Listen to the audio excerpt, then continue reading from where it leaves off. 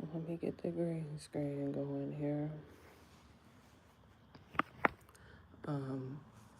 Technically, let's leave that right there for a minute. Because we're not necessarily ready for Mr. Radrick. But what I also realized too was I can keep several, I could change I don't even know why I still had it on. I could actually change the green screen. Okay, now listen. It was a trial and error with the little light. It was definitely a trial and error. But unfortunately, they ain't last. See what I mean? Like, we got one for right now. I put the other one on the charger. I think that one gave me about, I think I timed it earlier. It was maybe about, maybe 15 minutes. It's a USB charger, standard USB charger. And so,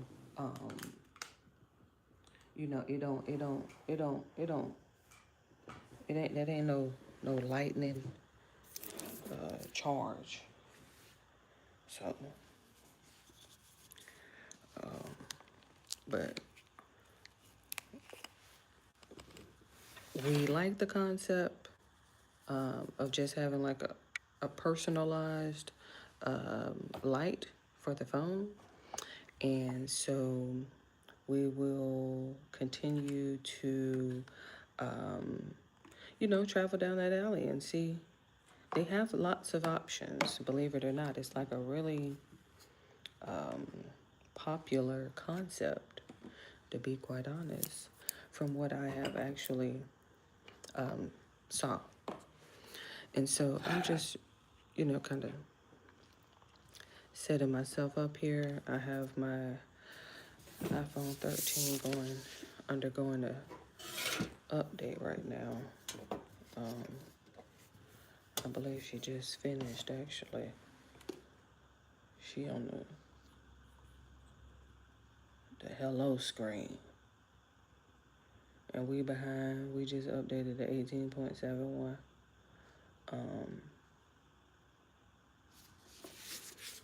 That was because I really didn't want to update her, but it is what it is. Let me go ahead and re-download Twitch because I had actually already had Twitch downloaded.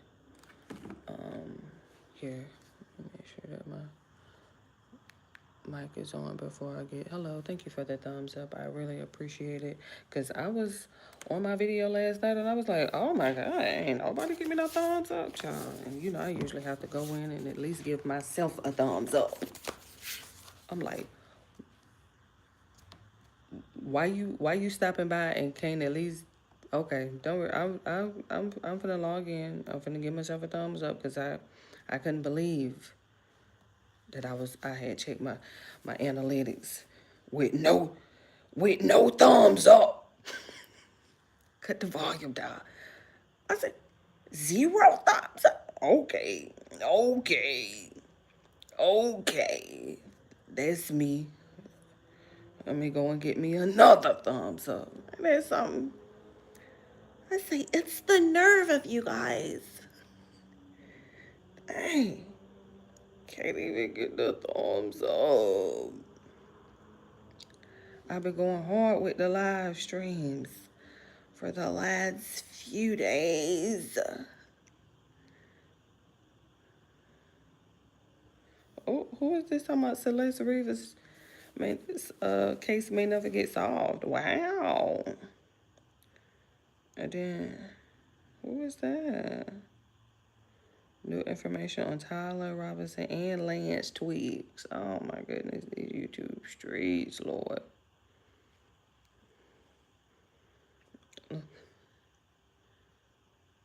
Is today Sunday? Oh, that's member. Okay. I was finna say, did I miss something?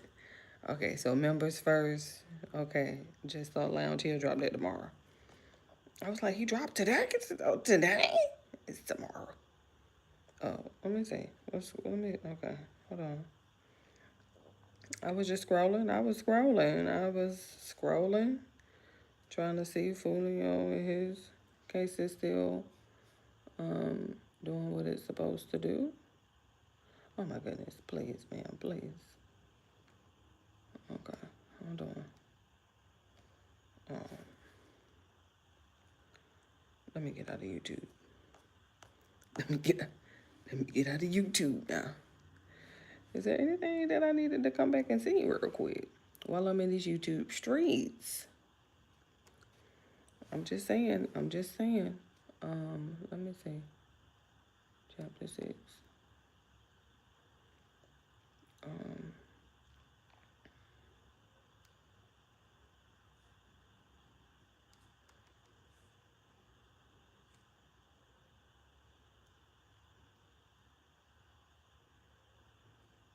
okay. All right, that'll work. Okay. Let me wipe your screen off. Yeah. Screen is.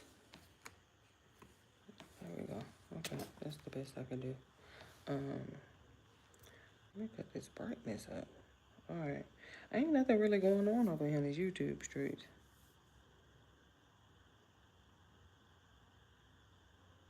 Look at Armand with this picture, honey. Let me see what's going on with Armand and these thirst traps. Child, y'all have to see Armand posted up in front of the Lambo.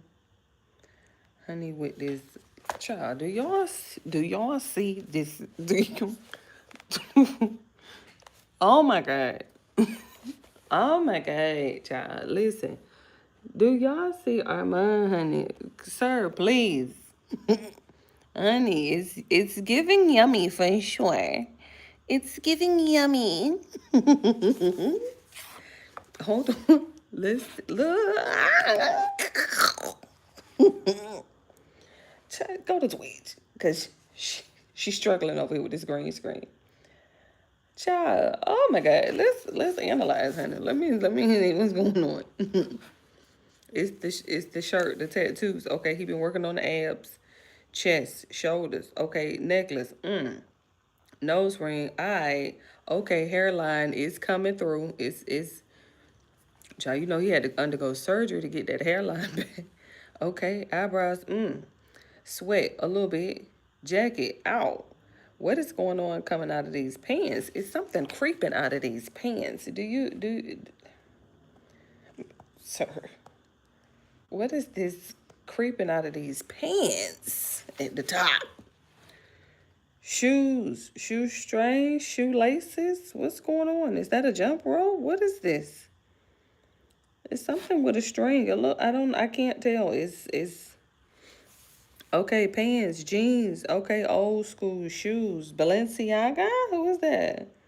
I can't tell who the logo is. Let me scroll.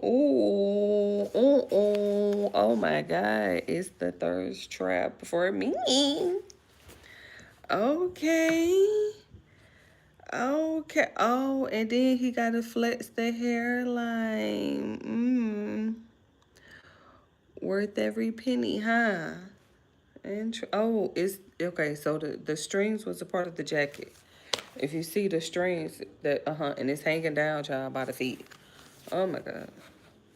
And then he flexing, I guess this cap, not the veneers, cause we been had them done, but it's the cap. Okay, and then another cap. I don't know what's going on. Okay, with the tooth. Okay, Supreme hat. Manicure. Okay, little nipples for sure. Posted up in front of the Lambo. The string was a part of the jacket. I couldn't tell because I was like, what? Where is this string coming from? Okay, I don't. It's giving yummy for sure. Oh my goodness. Okay. Child, let me get back. Oh, hold on, honey. Get the thumbs up, honey. Hold on. Let me get it. Let me get it. Let me get the emoji. Let me hold on. Hold on. Let me get one of these emojis coming in. Drool for sure. Let me see who else. I can definitely give a medal of honor today.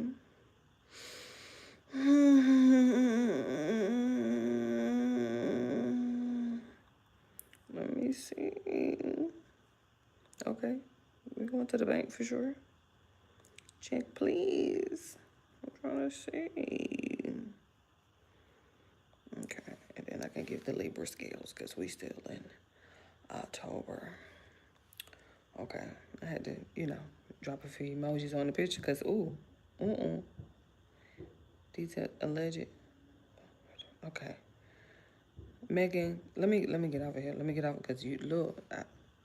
We was technically waiting because I had to update.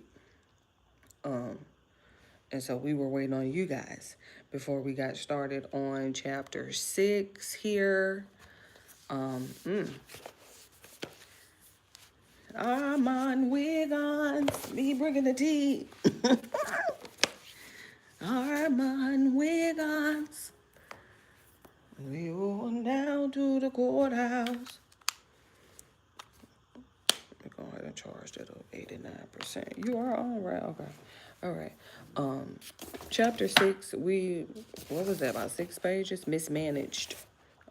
So we didn't come to play. We didn't come to play. Do you need a recap for the last half of chapter 5?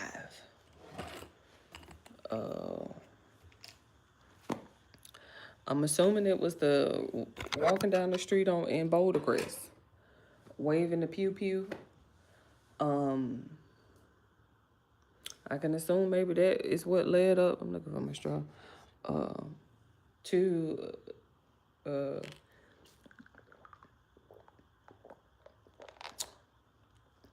that led up to getting arrested, but that also probably more than likely, this is just my assumption. I don't have the charge sheets in front of me, but I could just assume that was probably one of what they call it, probation violation.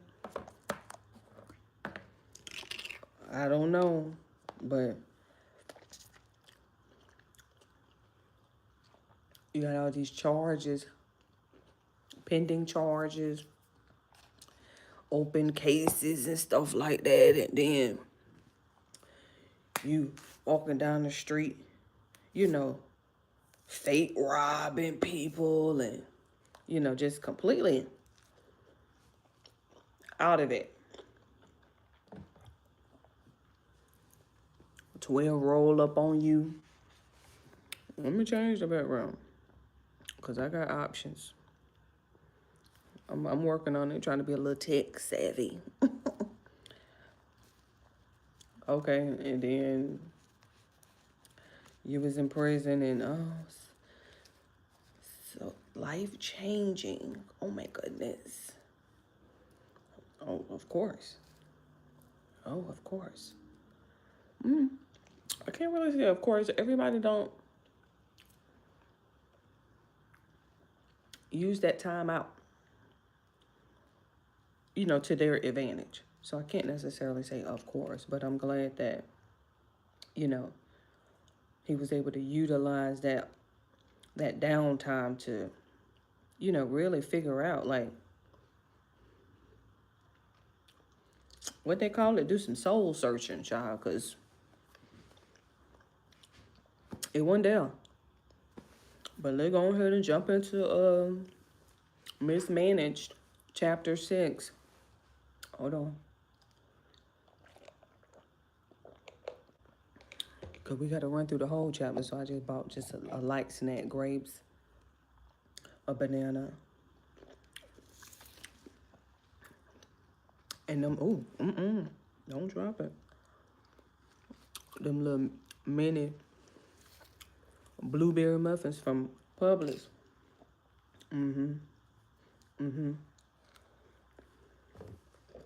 Blew it bad today at Publix, Lord.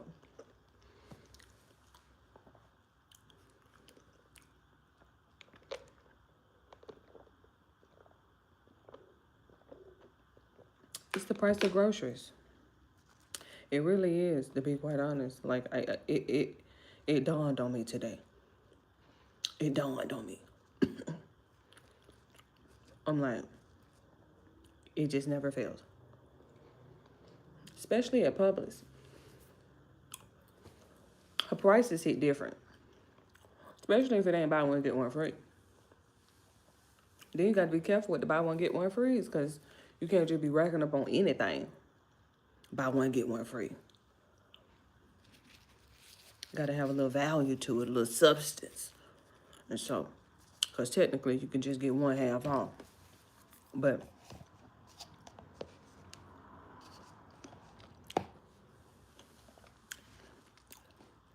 you know, once you get over 300, you be like,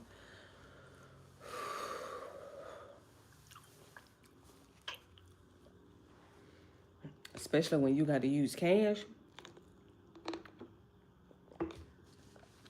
you really be hyperventilating on the low.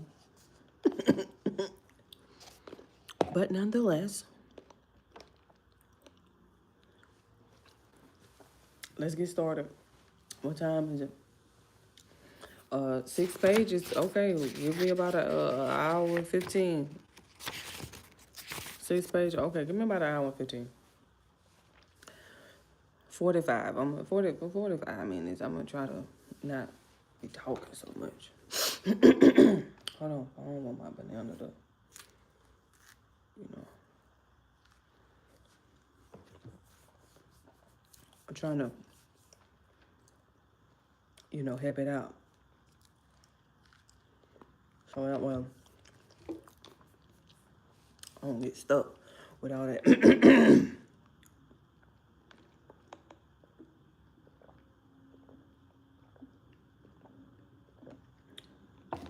But I'm gonna have to end up going to go get another bottle of water.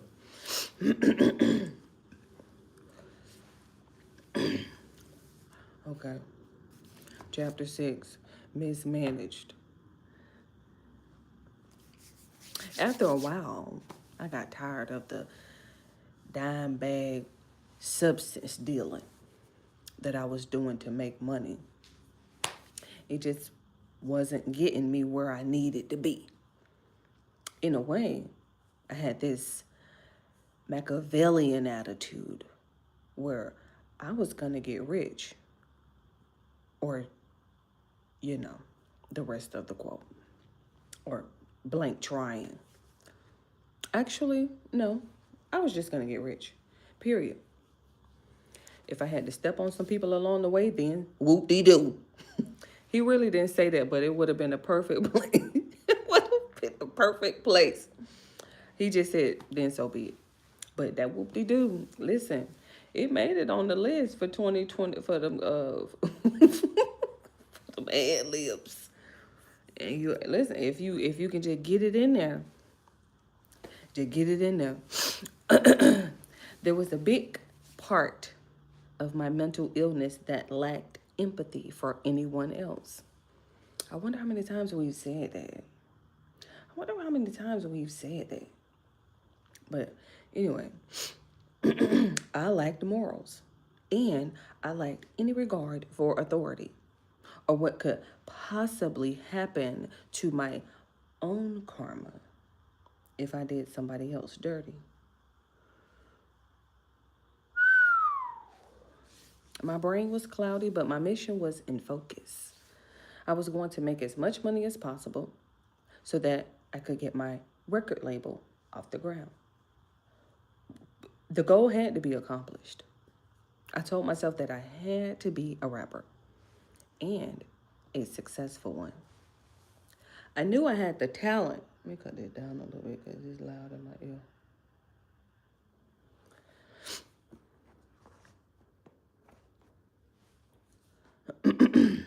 Okay, wait. Okay, I knew I had the talent. I just needed I needed that little bit of capital to get it all going. The only way to do that in my eyes was by robbing people. During some of my worst acts of violence, I was often my sharpest. It was up and down though. So if one day I was stumbling around and tattooing myself, another day I might be holding a pew pew, the steadiest I had ever been. During my string of robberies, I didn't know what remorse was. I just wanted money. At those times, my senses were on 1,000, while everyone else's might have been on 100. I noticed everything around me. If I pulled a pew pew, I could be focused on the person it was aimed at while seeing what everyone else around me was doing. All at the same time, I could have a clear target and still see someone's fingers across from me dialing numbers on a cell phone. They could call the cops if they wanted because my pew pew was staying up. I wasn't afraid of the police. F them. I wasn't afraid of anybody. When you're like that, it's easy to think you have some sort of superpower. Like you're a superhuman who isn't afraid of anything or anyone. You confuse it with being a good thing, when in reality, it's probably the worst way to be. Especially to the police, Lord, my goodness. Like I'm some superpower.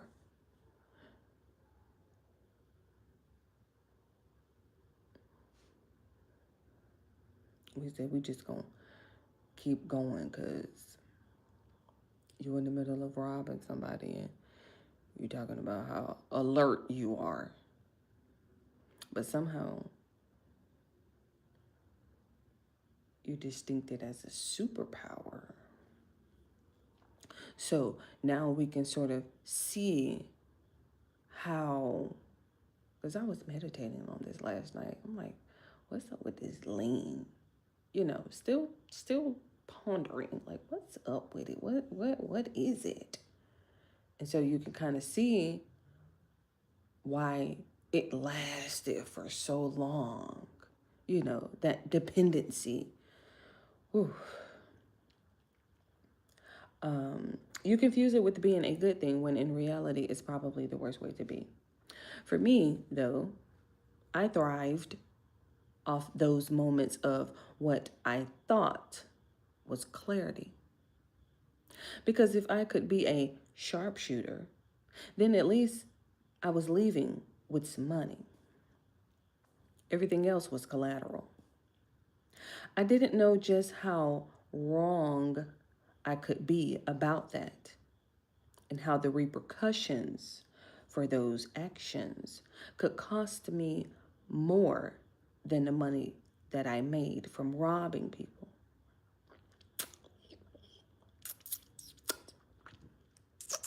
That banana is, hold on, give me a second. I gotta go get this banana off of my teeth.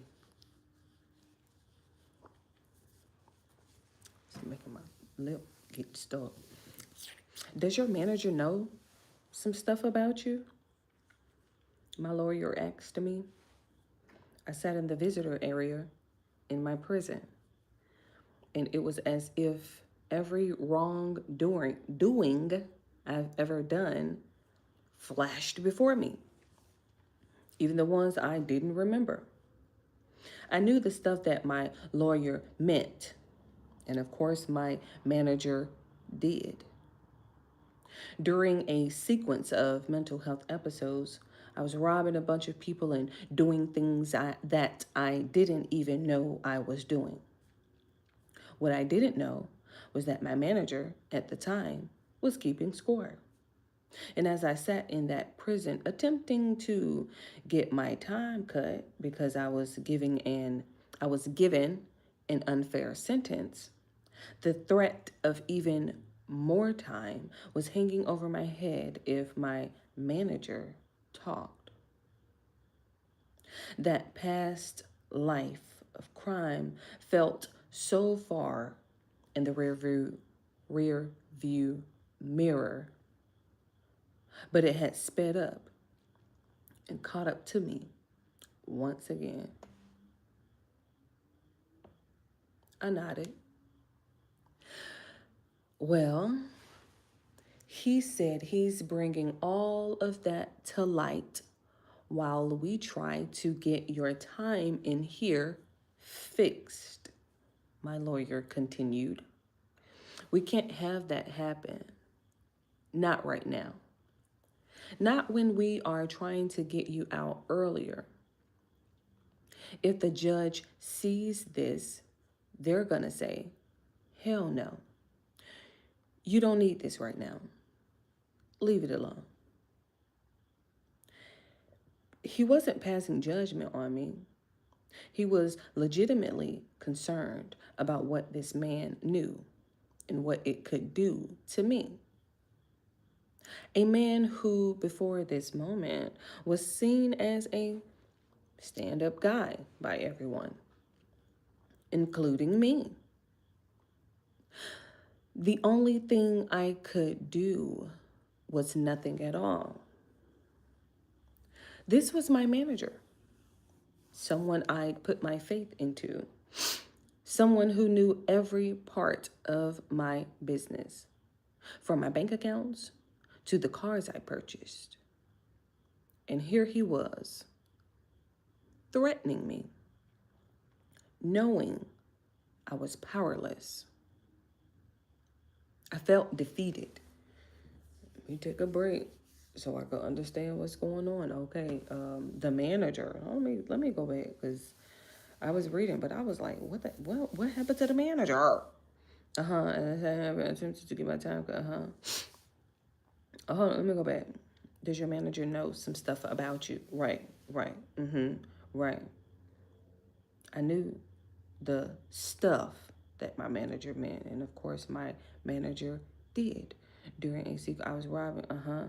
I didn't know. What I didn't know was that my manager at the time was keeping score. What is like?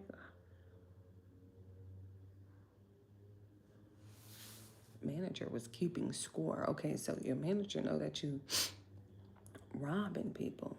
So that obviously means that your manager know that you was drinking lean and popping pills too, right?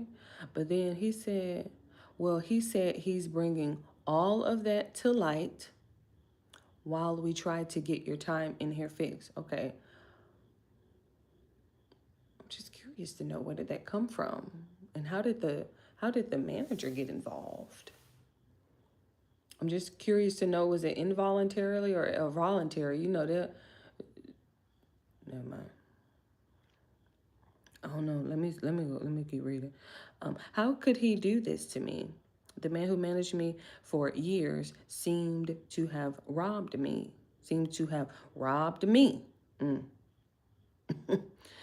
It was too much. Fake checks, money taken out of my account. Why? I was hurt. While I was away, this man drove my car, used my belongings, and even got himself a house. The total amount he took from me was over $200,000. Once I'd realized the money was taken, I confronted him. My bad, I recall he said. I was just borrowing it. Borrowing? He paid me half of the money back and stopped speaking to me. After I called and called, he wrote me a check. When my wife went to cash it, the bank said it was not good. I was so upset. And the only person I could confide in was her. She felt my pain as much as I did. I had to take the hit and eat that $100,000. There was too much at stake. That was the last time I put trust in someone who I felt didn't deserve it.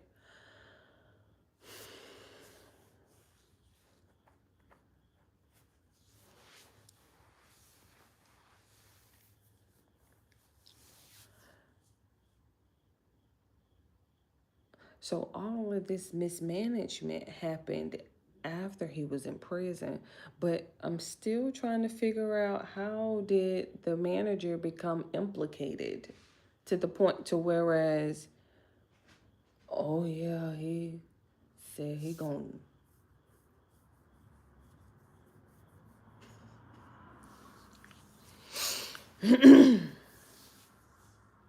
one of the first people who lost my trust though was my own mother. You know, I was child, listen, come on with it, honey, cause he just look. Remember, he just skimmed over there a couple chapters ago when he was talking about them getting them tattoos covered up, and you know I had got an artist name, I had to get that covered up, and I had got this chick name who I was talking to, I had to get that covered up, and then you know I had got my mama name, I got that covered up too. You know he just skimmed on past that, honey, but you know I ain't saying that good.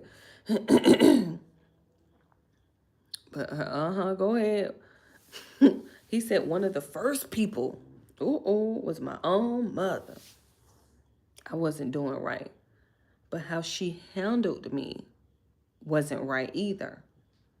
Basically, in my early trapping days, I was stacking up money after robbing some people. Yes, I know already. You don't got to tell me that it was wrong. But I had to make this money one way or another to fund my record label. And I needed a place to store it. See how he's justifying it. Yeah, I know. Okay, we get it. I'm like, so why are you so shocked at karma? I'm confused. Like, are we not understanding how karma works? Now, technically, we ain't got to worry about karma. Well, I don't want to say worry about it, but what is it? The karma of 2027? So I'm like, ooh, she do be coming early for some people. That's why you got to do right, child. Let me see. Tell me you had to make this money one way or other. Here you go. I got to fund my record label. No, you were drinking the lean, sir. You had to fund your addiction, please. And I needed a place to store it. Okay, so it had to be at your mama's house. I bought it to my mama's house, and I gave her all of it to hold. Okay, well, did you tip her for holding it, or did you just tell her to hold it? You know, 'cause he be bullying everybody. I'm like, well, did you tip her? Hey, excuse me, I'm gonna tip you this. Hold, this is for you, and then this is. When I went back for it later, she had spent it all, every last penny. From that point on, I really felt like I couldn't keep money around her, and our bond of trust was broken. No, that's because you didn't pay her. You just told her to hold all this money, right? Here, hold out.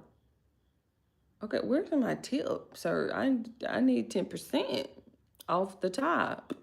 And then how long am I holding it? Cause I'm putting interest on it every month. What, what you talking about? How long am I holding this?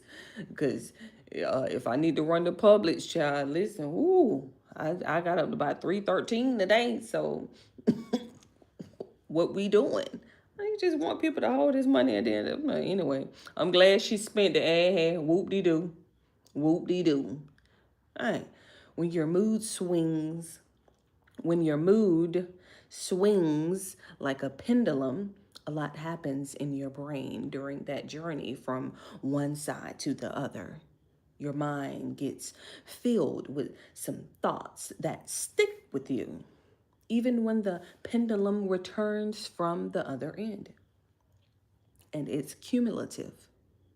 So, let's say I'm feeling paranoid about somebody when the pendulum is on one side. Then it swings to the other, and I might be angry about some other ish. When the pendulum comes back, I have that original person marked as untrustworthy, and I might even want to punish them in some way. It doesn't always happen like this. It's at the whim of the pendulum.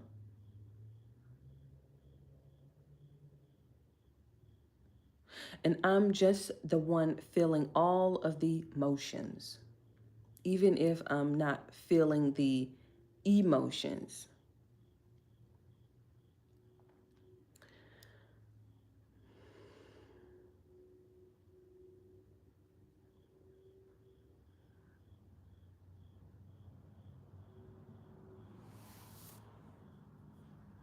Let me get me a grape. Because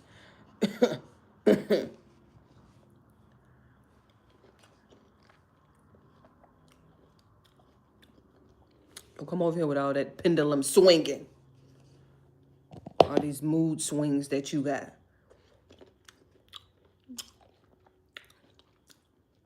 Because of money. Child, that greed, honey. Child, that greed, honey.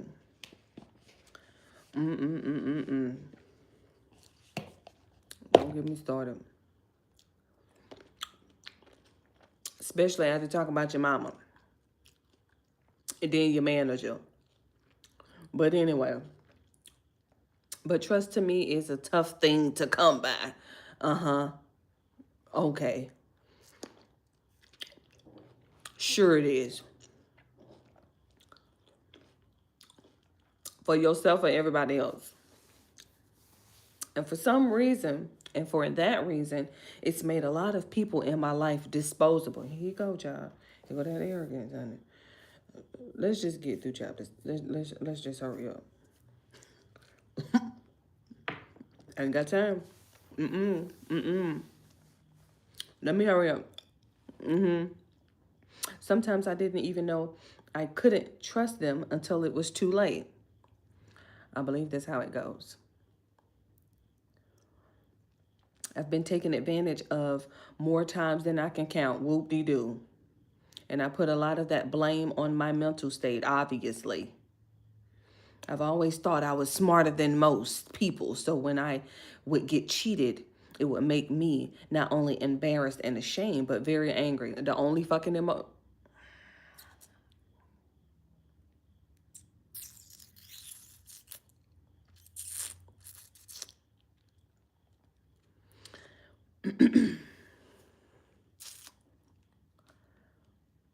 Calm down.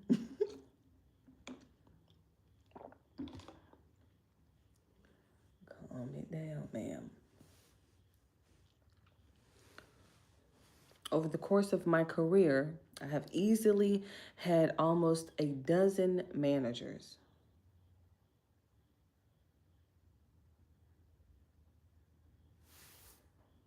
I thought I heard something. Hold on.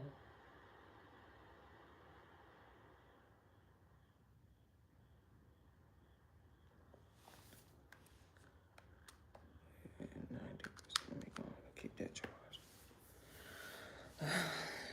And of that group of individuals, I believe more than half have taken advantage of me. Karma. It's hard to trust anybody given those odds. The deceit, the betrayal, the stealing. The worst part of it all is that it happened while I was mentally unwell and in the midst of my addiction. The phrase under the influence doesn't just pertain to substances or alcohol, at least not for me. For me, it means being under the influence of anything that controls you, not the other way around.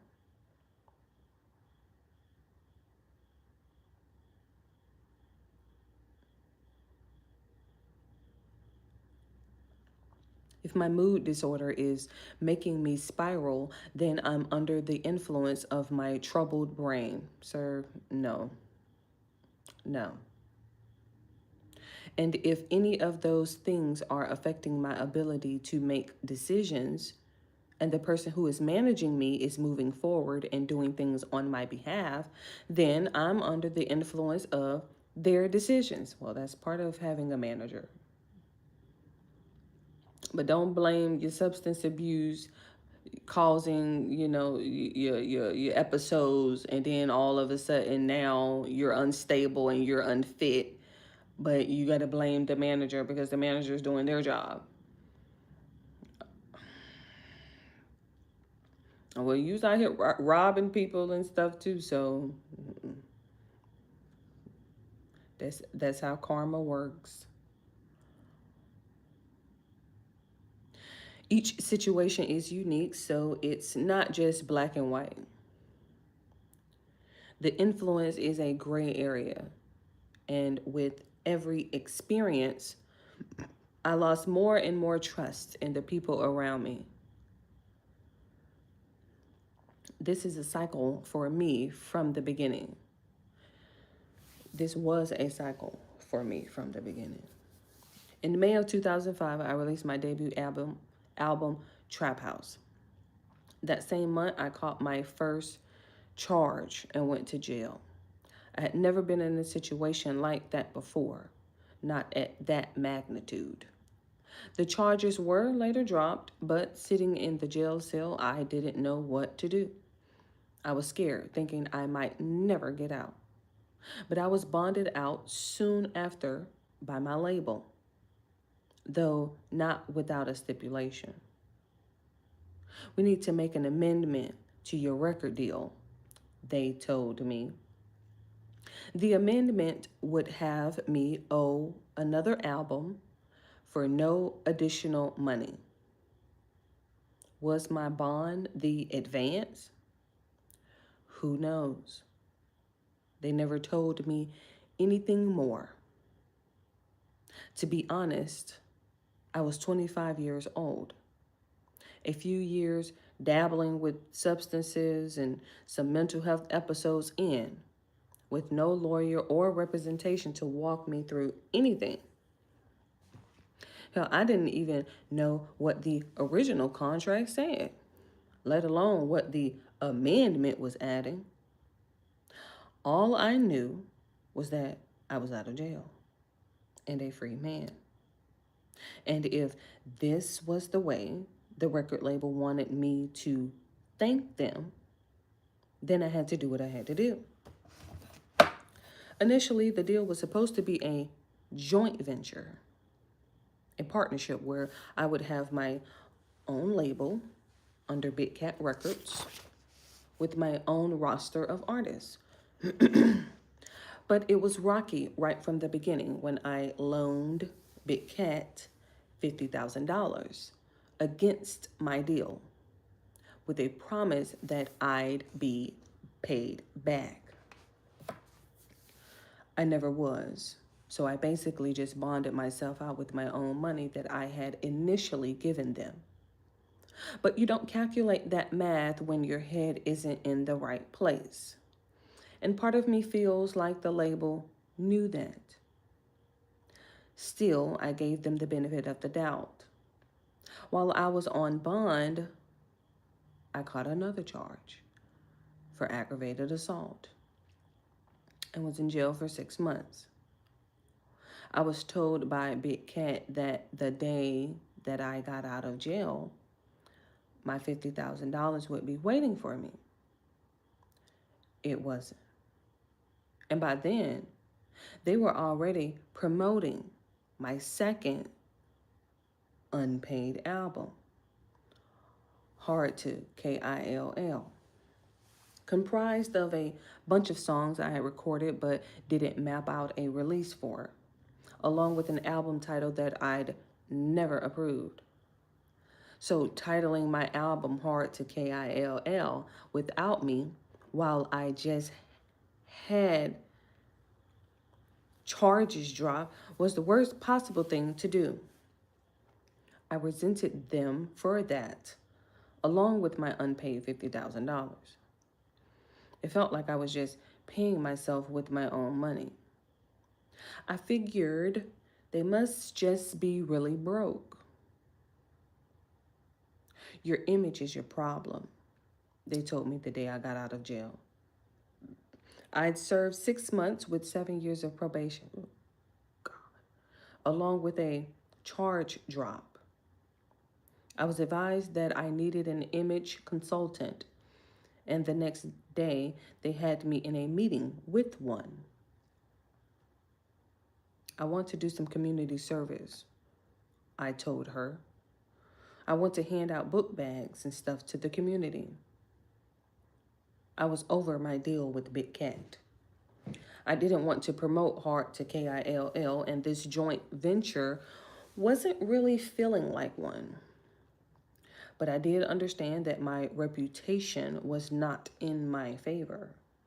And as an artist who just released his first album and then his second one, I needed to redeem myself. I can help you with that, the consultant said to me. I was still feeling played by my label, so I didn't think anything of what this person was saying. I didn't believe anybody anyway. Within a few weeks, I was back out in the streets trapping. Big Cat continued releasing projects with the songs they had from me, never paying me a dime. My experience with the rap game was off to a terrible start. So I would just do it independently and keep my trapping going. My mom and my old manager wanted to name my label So Icy Entertainment. That seemed like a dumb idea to me. Over what? One song title? I was going to call my label, Street N-Word Entertainment, and even started shouting it out on songs. I eventually liked the name So Icy and just branded it.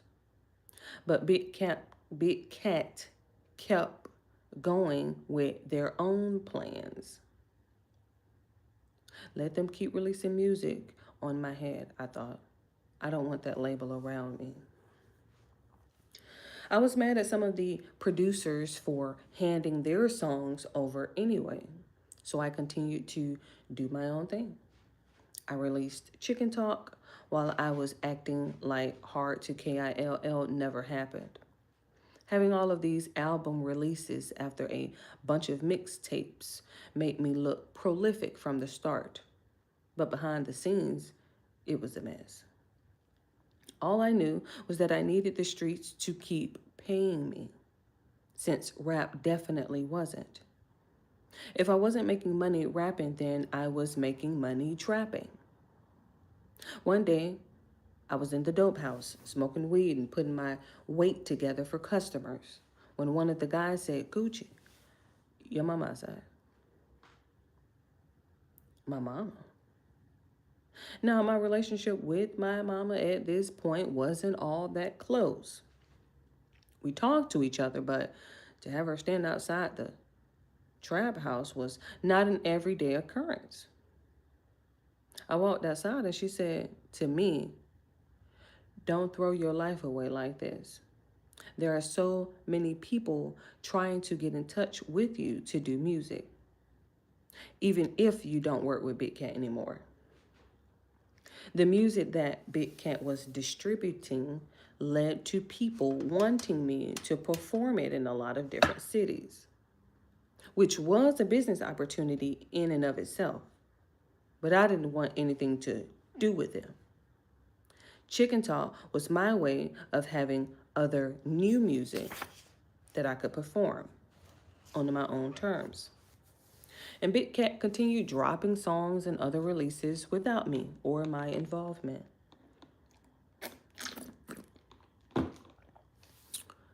Take me a break here. It's getting good, ain't it? You know it be getting good when I don't stop. I don't be adding stuff. We ain't got but 2 pages left. Hold on. What I said, 45 minutes? Ooh, ooh.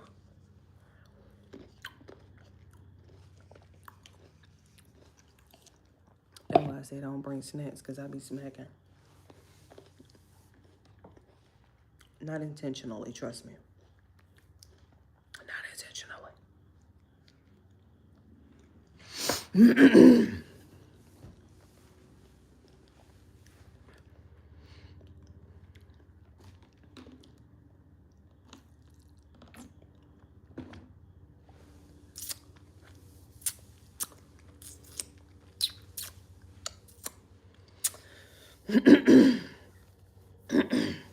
But here comes my mama on the doorstep of the trap house telling me I should be back to work. What really happened was that the image consultant called her, and the two of them later approached me to continue with my own label and still call it So Icy Entertainment. I didn't want anything to do with that. I got a call from the consultant naming all of these people who want to sign me, from down in Atlanta to up top in New York. Then she said to me, "You have a check coming to your mom's house. It might even come in cash." My radar went up. When it came to money, I didn't really trust my mama all that much, with good reason. Now, this check was on its way to her, and in my eyes, it was going to be spent before it even reached my hands. My paranoia started building. "I can circumvent it," she continued. "Just have the check sent to me instead, and then you'll have some money." I didn't even know who the check was from, how much money was coming, or why it was even coming to begin with. But it made me put a little trust in this person whom I'd met from a label that betrayed me. Eventually, the name So Icy Entertainment grew on me, and so I went with it outside of Big Cat. For the next few years, I was blinded by spite. The spite to succeed even after having been mishandled by my first record label. I put my brain and my body in overdrive to work as hard as possible. Nobody was going to get in the way of my success story, and I was going to do it independently. What was the alternative? To get a record deal and sit on some shelf? F that. I was going to dust myself off, release music, and then release some more. I was going to get in on the radio, and I was going to perform it. But in the middle of all of this, I was going to take some more substances. I was going to stress out my brain, and I was going to spiral on the side. It was a recipe for disaster. I had formed a business partnership with the consultant. Eventually, I was betrayed when my now business partner started signing artists right from under me when they were supposed to be going to my record label. Her reason was that I wasn't in any condition to sign them, and I might mess it all up for them. Something even worse was in store for some of them after that, and it didn't come from me. Okay, sir, please. Get to it with these sentences now. Good. I felt effed up again, betrayed and confused. It got to a point where I was working with different people on different projects and really just taking care of myself.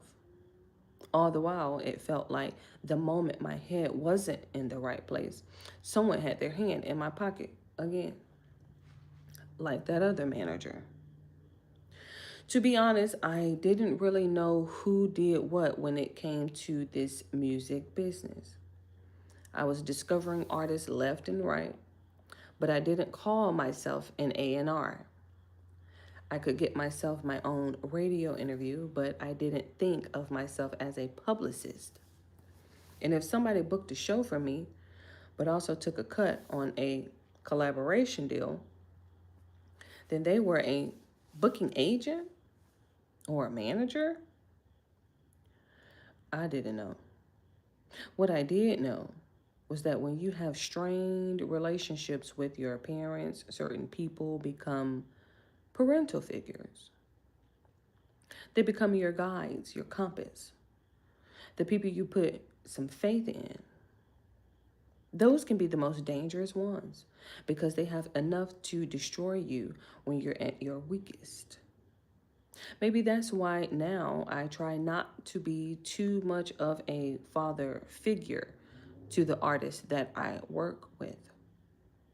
I don't want to manipulate anybody. But I also know how it feels to be disappointed by people you really thought looked at you like you were one of their kids. I don't want to pass this on to anyone else. There's a different kind of violation that happens when the people you're supposed to have faith in find ways to manipulate you when you don't even realize it. Some of those people's actions can break your heart. Other people, their actions make you want to break their legs. It's cause and effect, really. For nearly 10 years, I visibly looked like I didn't know which end was up. But because of the standard I set for myself, I still made music. I still made money. I still became famous.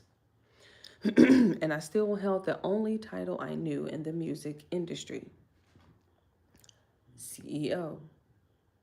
A lot of people around me didn't seem to have the best intentions. They come to my studio, steal my equipment, my pew-pew, my substances, my money, my jewelry, whatever, knowing I wasn't mentally aware. It was nothing to leave my studio with some of my property when they saw me stumbling around not knowing what day it was. I think a lot of it was jealousy. People couldn't figure out how the hell I was making it despite looking and acting the way I did. They didn't know that deep down, beneath the lean, the big belly, and the shaved head, was a kid who loved to read, who excelled at math, and who really and truly wanted to make it in this world. They didn't see that. They saw an addict who committed some crimes, and they were mad that he still was successful. So they robbed him. But when I found out, that's when the jealousy turned into fear.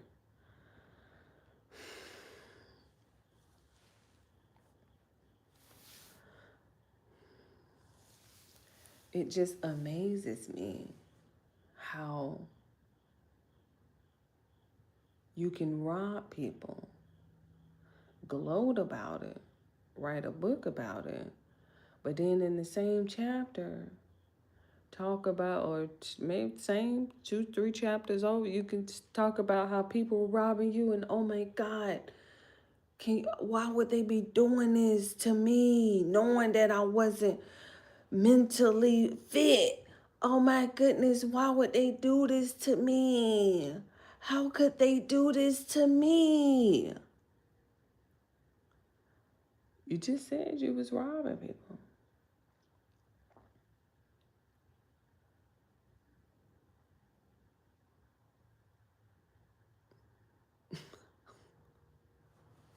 Scroll down to my last two pages, please. Don't blow me. Like, please, let me get through. See, I know a lot of people feared me during the worst times in my life, and honestly, I don't blame them. I was a scary mother ever.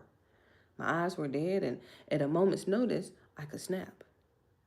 For the people who were scared of me when they really just loved me and worried about me, Hold on. But the people who were scared of me when they really just loved me and worried about me, I'm still ashamed of how I behaved. Gotcha. Even if a lot of it was beyond my control. But for the people who wronged me and were fearful of what would happen when I confronted them, they can have the day they deserve because they stole from me. And then they felt backed into a corner and scared of what I might be capable of doing once I found out. You want people to have remorse about stealing from you when you were stealing from other people. I don't understand. You robbing people. It's like people who, commit fatal crimes and then they get hit with the death penalty and they're like, but wait, no, oh my goodness, no, wait, no, appeal, appeal, appeal. I'm like, Menendez brothers, really? What? You got, it just, it blows me. There were a lot of street guys against me too. Here we go. They probably thought to themselves, I'm really in the streets. 2 feet in, hustling like a fool. And here goes Gucci, the trap guy, the street guy. That's what everyone is calling him all around the country. But what about me? I'm the guy who's really dealing in the streets. I'm taking all of these chances. I'm more prolific of a dealer than Gucci ever was. But they're all looking up to him while I'm the one really sitting in the trap.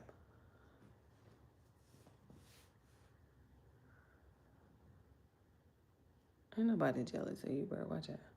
I thought I was smarter than them all.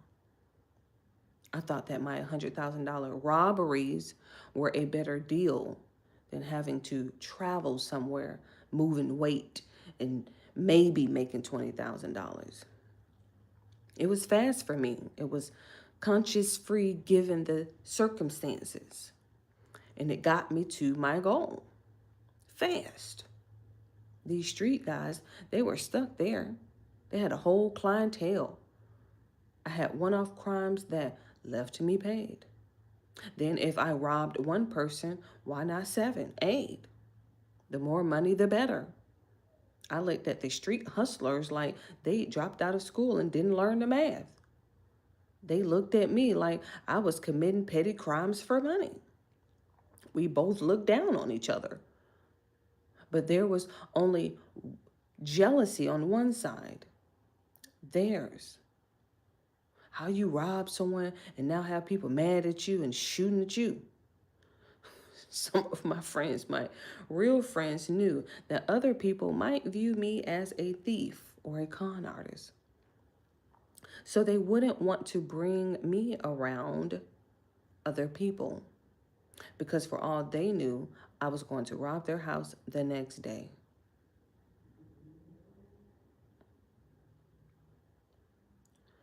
It wasn't like I hadn't done that same thing before to someone else. But you mad when it happened to you. I don't get it. I don't get it. I don't get it. I admit I knew what I was doing during those robberies. I wasn't too drugged up and just happened to be in someone's house with my pew pew. No, I was aware of what I was doing. But when I committed those crimes, the pendulum was swinging in the direction of apathy.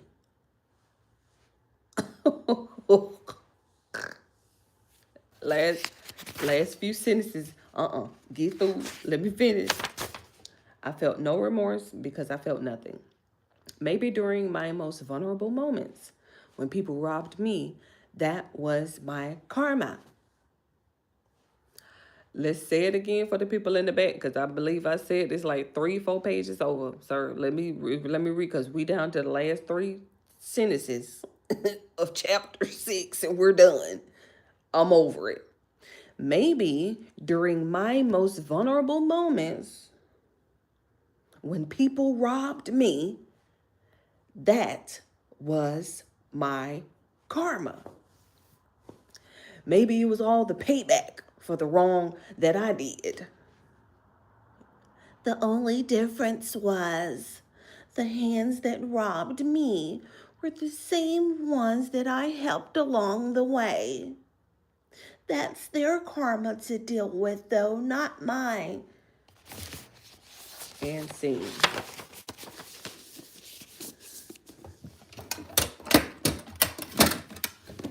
And scene. Don't listen. He be getting my blood pressure raised up. Can y'all tell? Can y'all tell that he really be getting my blood pressure raised? For no reason. For no reason at all.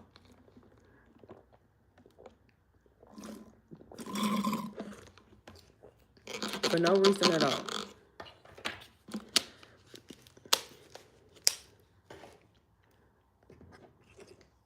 Karma is karma. Karma is, in fact, karma. And so, you do have to be careful with that. There's this thing called, let me change my background because I'm done with him. There's this thing called karmic integrity. I believe that's what he's talking about here at the end.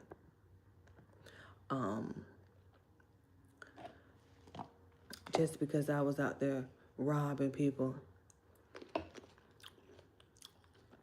that doesn't necessarily make it right for you to rob me. Because then, of course, you have to essentially deal with, you know, your karma.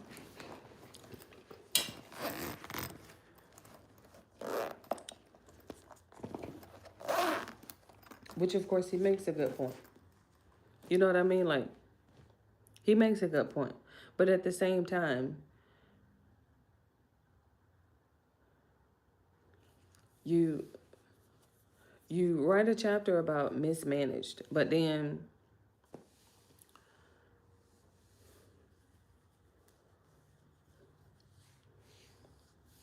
this was a book about episodes.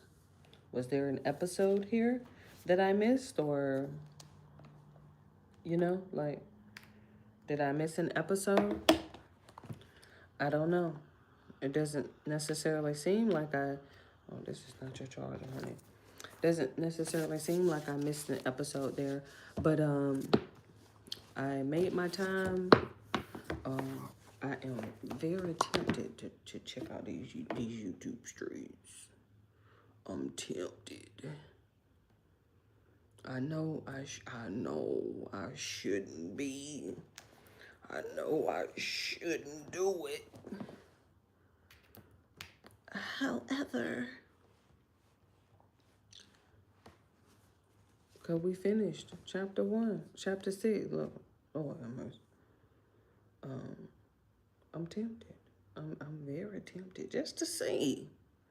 Okay, it's the same people. Who is this? It's the same people. To be quite honest. Hold on, let me cut this down. Yeah, cause I gotta go over there and get me a I got the caption on. Okay,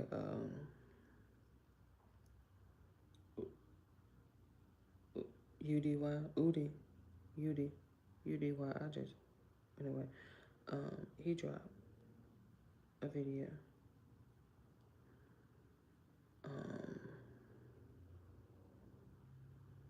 But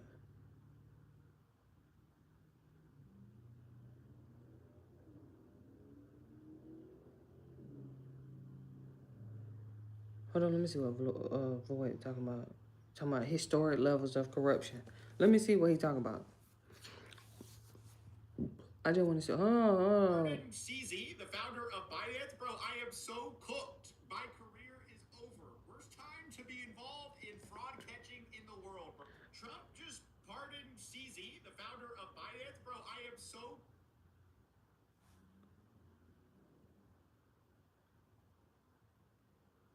Just pardoned who? CZ, the founder of Binance. Who is Binance? Cooked. My career is over. Worst time to be involved Look at this smoke coming behind him. Pardon going on here. Look, I got the whole timeline in front of me. I'm gonna go through it. Let me just tell you my mindset. It's rough out here for a CoffeeZilla. Whether or not you're a stan Okay. of the Trump family, it Uh-huh. doesn't matter. I mean, this is just straight up corruption, which we should be all against, right? Should not be. What's going on with Binance? I don't think I've ever heard of that. Yeah, it's all this stuff he got open. Every time I come over here, he got all this stuff open.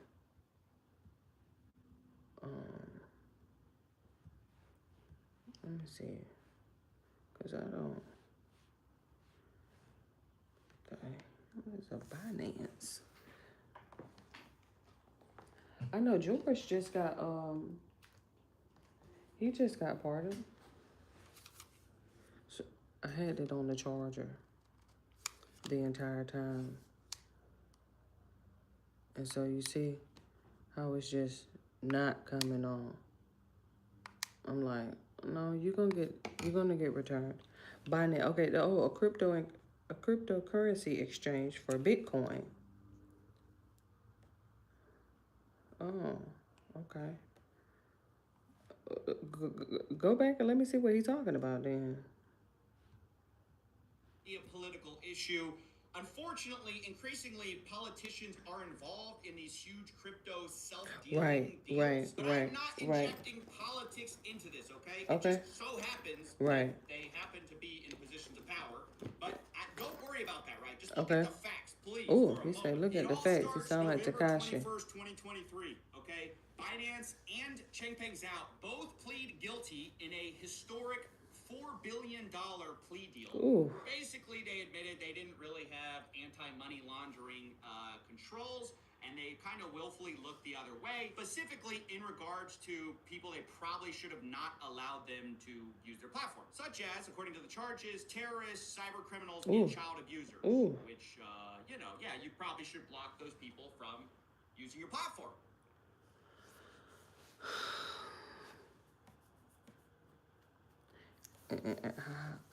How he get that pardon though is the question. Now, on April 30th, 2024, Zhao is officially sentenced to 4 months of prison. And of course, a few months later, Donald Trump takes office, wins the presidency, okay? Right. And while he's winning the presidency, he also announces the launch of something called World Liberty Financial, which is kind of their big crypto. Did he say 2024?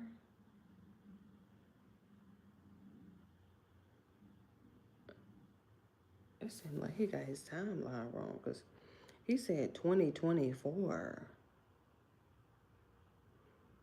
Oh, I think, okay. Oh, we're in 2025. I was like, what? Months later, Go ahead. Donald Trump takes office, wins the presidency, okay? And while he's winning the presidency, he also announces the launch of something called World Liberty Financial, which is kind of their big crypto project entry. And this will become important in a moment. But before we get to that, let's just talk about something that happens on March 12th, 2025. Okay. This is about a year after he gets sentenced to prison. All of a sudden, you have a big investor come in and put tons of money into Binance. It's a company called MGX, and they invest a $2 billion stake into Binance. Specifically, they say they're going to do it in crypto. What kind of crypto is not announced? Now, the next day, it's reported by the Wall Street Journal that Binance has been reaching out to allies of Trump since the year before in talks to strike a business deal with the family as part of a return of the exiled company to the U.S. It says the possibilities include the Trumps taking a stake in Binance or the deal going through World Liberty Financial. So already you're hearing little rumblings that, okay, maybe they're trying to do a special deal with Binance. Right. And pretty soon we're going to hear talks of the pardon come up. But while that's happening, March 25th, 2025, World Liberty Financial announces a stablecoin. Now, if you don't know, stablecoins are like this incredible business because you just farm a bunch of yield from treasury bills while people use your stablecoin. The major players are USDT and USDC. It's important to note it's incredibly hard to launch a stablecoin. People don't like using new stablecoins. And so when they launched, a lot of people thought, well, how are they going to get off the ground from nothing? I mean, yes, it's the president's stablecoin, but what are they going to do to really make a splash? Well, we got the answer on May 4th, 2025, because it turns out that Abu Dhabi investment into Binance, that $2 billion deal, it was all done through USD1. Now, there's no reason to do it in this currency. You could have done it in BNB. That would actually make a lot more sense putting in BNB. Binance's own crypto coin. Right. No, the only reason you would do it in USD1 is to really help out one person or one player, which is World Liberty Financial, Sure. which is Trump's crypto project. Because, of course, as we said, Don't these start. stable coins are backed by treasuries, and unless you redeem the $2 Mosquito. billion, They you just cover hold up, it in child. They'll bite USD1. you on the neck. What you're doing is de facto making the World Liberty Financial Group about $60 to $80 million a year. That they're just farming the yield from those treasuries at 3 to 4%, right? So $60 to $80 million in risk-free revenue for World Liberty Financial, just due to the fact that this $2 billion deal was put in USD1. Very curious, right? Why would they do that except to maybe curry favor? Right. But even still,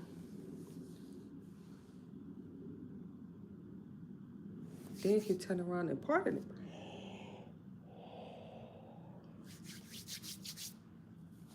That is. Well, a few days later, Binance Not a few days. announces that he applied for a Trump Pardon, bingo. Right? Well, interesting timing. Right. Why is they're announcing that it was all done Right. in USD1? Did I drink The all next that month, water? Oh, World my Liberty goodness. Financial announces they're partnering with PancakeSwap, and they're doing a $1 million reward trading campaign to increase USD1 usage. Now, of course, this Right. is all once again associated with Binance.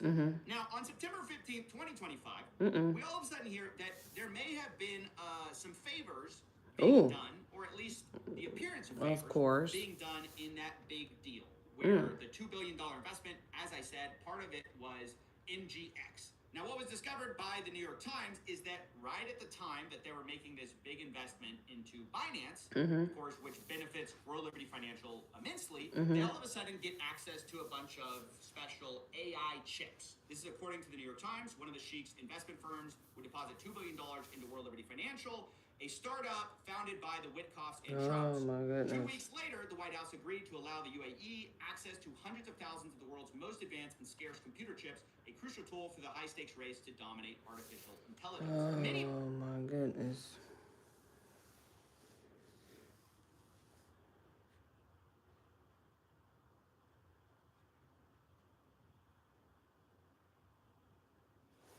Just reading ahead. the chips would go to G42, controlled by the same sheik. Interesting. So one side of that deal got a benefit, right? MGX. Now, of course, there are a bunch of disclaimers in this piece that, everybody's saying that there was no conflict of interest. This just sort of happened to work out. Of course, they're gonna try to save face, but I mean, come on now, like.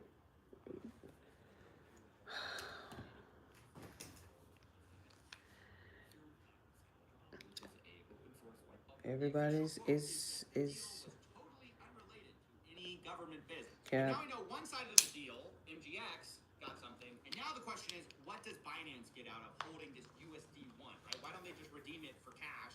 Why don't they just put the money into stablecoins themselves, farm the yield themselves, that $60 to $80 million we were talking about, use it for something? Well, on October 11th, remember we had that hyper-liquid whale that we were saying, maybe insider trading with the whole timing maybe. of Trump tweet. There's Well, always. interestingly, they are linked to a Polymarket account called Big Winner 01. And a couple weeks ago, they started betting on will Trump pardon Changpeng Zhao in 2025. Which was a really kind of like wild bet at the time, Right. by the end of 2025. There were only a couple months left, right? But then, all of a sudden, of course, October 23rd, 2025, we get the last leg of this deal. Trump, of course, pardons convicted Binance founder. And it's important to note, once again, just like the MGX deal, the White House is, of course, denying that it had anything to do with some of these crypto deals. Instead, White House Press Secretary Caroline Leavitt says that Trump exercised his constitutional authority in issuing a pardon, who was prosecuted by the Biden administration in their war on cryptocurrency. The Biden administration's war on crypto is over. But again, what we saw is that the actual charges had nothing to do with, politics. Instead, all of the charges were related to anti-money laundering and allowing money to go to basically criminals. They had chats from the chief compliance officer of Binance noting.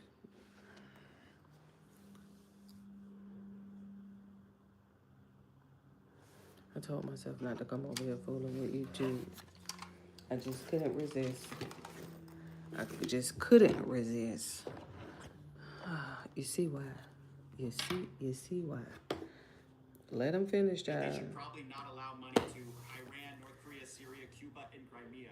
So, yeah, they kind of had him dead to rights. That is why it was such a big deal. And now, basically, that's being kind of wiped away here. The Wall Street Journal first reported on the pardon, says it will likely pave the way for Binance, the world's largest crypto exchange, to return to the U.S. after the company pled guilty. And really, my problem here is, okay, if you want to say, look, we're trying to do less of the crypto, like, enforcement stuff, we're just trying to loosen controls, that's one thing. But to make the president's family such an obvious beneficiary is so crazy to me. I mean, it's like, even if you're a supporter of Trump, and that's fine, you got to call balls and strikes here. This is insane. It's an insane, corrupt move. I mean, y'all keep forgetting that this is a Where it clearly businessman. benefits the president, and it clearly is just like to make them even more money. This is a real businessman, and I'm talking about, listen.